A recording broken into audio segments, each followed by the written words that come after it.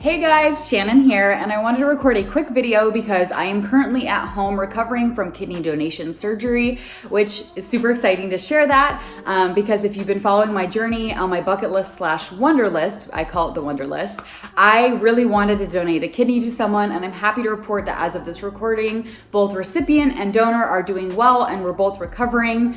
And hopefully, I'll have a new big quest to share with you soon. But until then, your girl's taking it a little bit slow, recovering at home, not pushing myself too hard.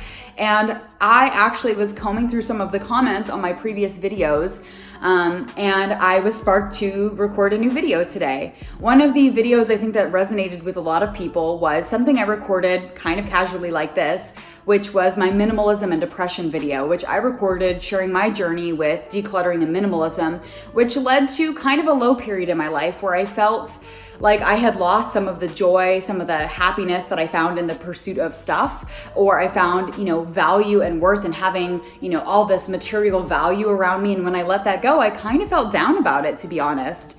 I think in the minimalism and decluttering world, the spheres that we see other people doing, we focus a lot on the letting go. We focus on the, oh my gosh, it's so great, it's so exciting, I made all this space in my closet, I'm paying off my debt, I'm doing all this great stuff, but sometimes it's hard for us to be honest about that space in between of really reckoning with the fact that you've let go, and now what?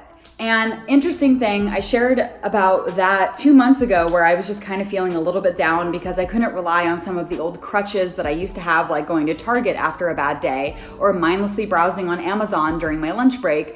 I had lost some of those surprisingly meaningful pieces of my identity, and I felt pretty depressed about it.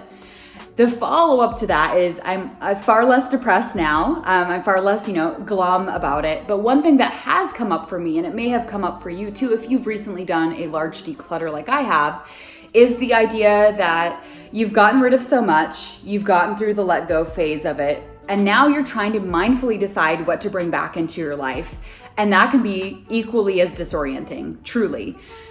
I have let go of so many of the habits that I used to really cherish, whether it's shopping or buying craft supplies that I was never going to use, letting go of books that I bought with good intentions but never actually read, and letting go of all of that. And now I'm kind of at this, especially because I'm recovering from surgery, this weird chapter of, okay, I let go of so much. What do I want to let back in?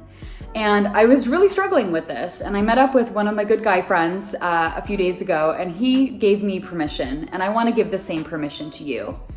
It's okay not to know what to do next. If you've recently let go of so much and you've been through all of that emotion of letting go of the habits, the spending, the accumulation, the distractions, if you let go of all of that and now you've gone through that release and that grief, you're just like, well, what now?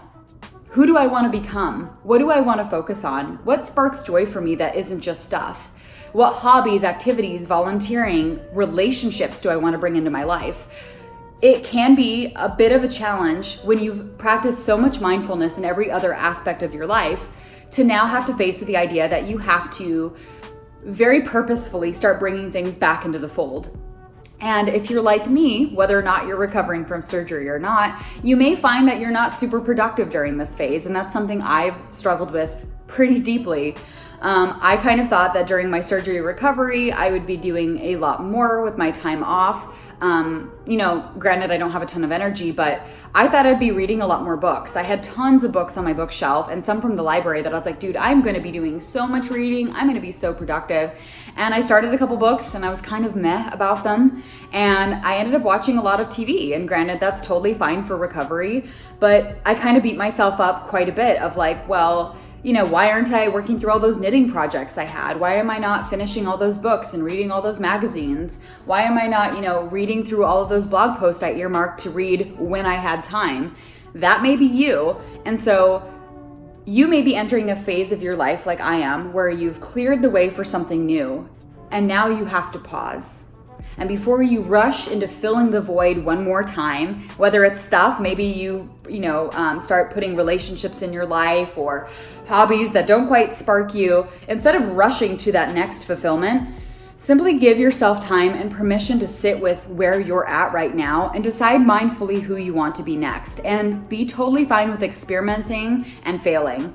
I picked up a couple books that I totally thought would be up my alley and then found that I was kind of lukewarm about them. I also started some movies that I ended up not being able to finish because I wasn't into them, and if that's you, that's absolutely okay. So sometimes with a large life change that you're going through, you're going to experience the excitement, the up, oh my gosh, this is so great, I'm making so much progress. Then you may go through a bit of depression or grief of the letting go.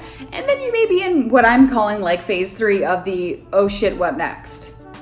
And so if that's you, give yourself a little bit of time and permission to simply dwell in this space before rushing to the next thing, and know that it's okay to not be super productive. It's absolutely okay to not know what you want next. It's okay to not make any rash decisions, but enjoy this downtime and simply dwell where you are and know that you'll figure it out. And the next thing that gets you crazy gaga and love sparked, ass over teacup excited, when that shows up for you, you'll be ready for it, but don't rush into it right now.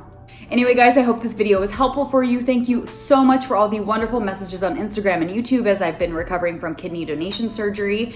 I'm going to be spending this time to mindfully consider what I'm going to be putting on my wonder list next, now that I've checked off this really exciting milestone. And so if you have any bucket list suggestions that I should be adding to my list, I would love to get inspired by you. So go ahead and leave them in the comment section below.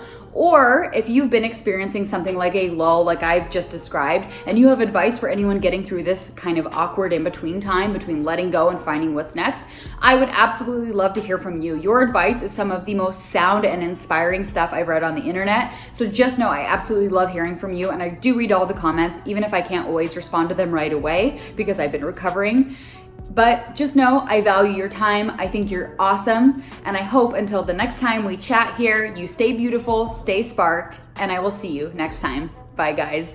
Oh, and one last thing, I probably should have mentioned this in the video. Y'all see I have pink hair. In the spirit of simply enjoying where you're at and dwelling in the weird, awkward in-between space, maybe this is a good opportunity, if you're feeling it too, to simply get reacquainted with some of those lost loves that you already have in your space that made it through the giant purge of your new minimalism and declutter journey.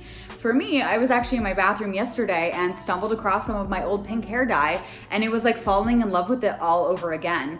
I used to dye my hair pink all of the time at home and hadn't done it in well over a year. And I spent a really fun day just sitting around listening to some of my favorite records, dyed my hair pink, painted my nails sparkly pink with stuff I had already around the house. And I just have to say, like, dwelling in some of my old favorites and rediscovering them can also help you get through this lull period, and it sparked a lot of joy for me, and maybe it will for you too. So if you have those knitting needles that are collecting dust, yoga mats, maybe an old book you haven't read in 10 years but still strikes you, maybe it's time to just sit and get reacquainted with some of those old loves, and that will help you discover what should be brought back into your life, or maybe help you get through this little lull period. So anyway, pink hair, don't care. I'll see you next time.